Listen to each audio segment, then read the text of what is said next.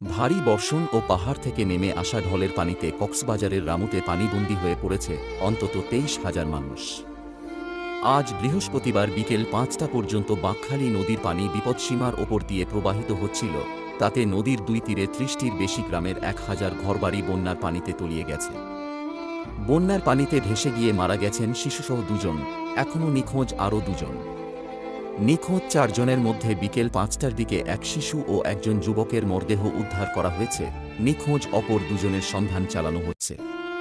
বাঁকখালী নদীর পানি বিপদসীমার ওপর দিয়ে প্রবাহিত হচ্ছে।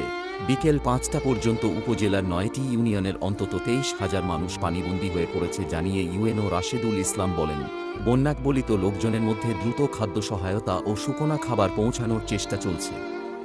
স্থানীয় জনপ্রতিনিধি ও লোকজন জানান, আজ বেলা ১১টার দিকে বন্যার পানিতে ভেসে গেছেন রামুর বর্জনিয়া ইউনিয়নের ২ নম্বর ওয়ার্ডের ২ জন। পরে বিকেল ৫টার দিকে একজনের মরদেহ পাওয়া গেছে বলে জানান ২ নম্বর ওয়ার্ডের ইউপি সদস্য আবুল কাসেম।